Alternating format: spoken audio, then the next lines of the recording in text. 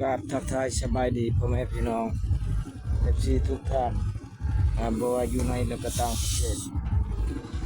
ก็ยินดีต้อนรับเข้าสู่ช่องเราอีกตองบ้านนาพี่น้องเช่นเก่าเช่นเคยซึ่งเราได้สดพี่น้องในการงานบุญทรงเรือประจำปี2025อยู่ที่เมืองนาคายไร่ในไร่พี่น้องตามแคมทางให้พี่น้องได้เบิ่งมีวงดนตรีพี่น้องปีโอ้คนหลายปีนี่หลายคนหลายคนหลายคนหลายเอาเบิ่งวงดนตรีได้นี่โอ้ยิ่งใหญ่อลังการวงดนตรีน้ำเทินสองมีชื่อครับไปใช้เจ๊เออ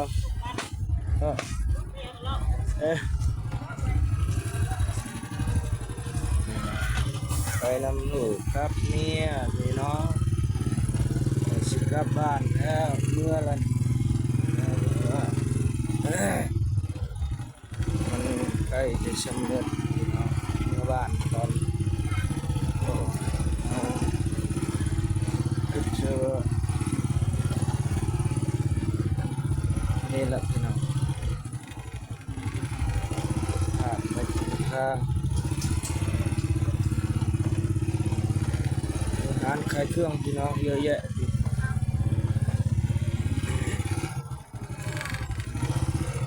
ลองติดตามพี่น้องถ้ากดไลค์กดแชร์กดติดตามเพื่อเป็นกำลังใจให้กันพี่น้องโอ้วงปุ๊บวงโศกไซวงโศกไซ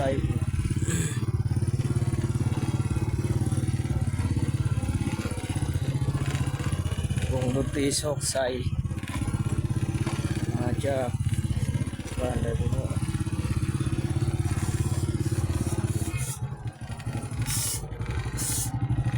งานได้โอ้จุดแต่งรถนะสถานที่พักรถเป็นเจ้าหน้าที่บนพักรถ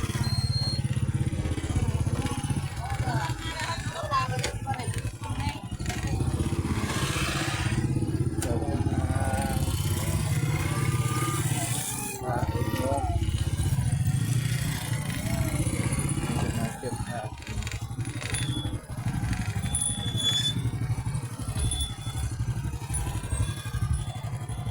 เดินอยู่เมืองละกายที่นั่นนั่นนะสถานที่พักรถใหญ่มันพักรถใหญ่พี่น้องโอ้ยใหญ่อลังการทีนะโอ้ทุกจัดหนักจะเต็มเมืองละกายถ้าผู้ใดอยากมาเที่ยวก็เชิญมาได้เด้อพี่น้องเด้อในวันที่มื้ออื่นจะชิงชนะเลิศพี่น้องเพราะว่ามื้อนี้ชิงเข้ารอบ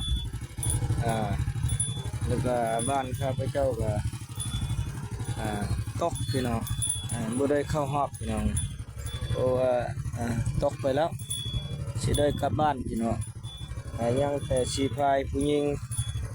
ว่ามาลุ้นมาเชียร์ว่าสิได้หรือบ่เอาก็ประมาณนี้พี่น้องสุดท้ายนี้ขอกล่าวคำว่าสบายดี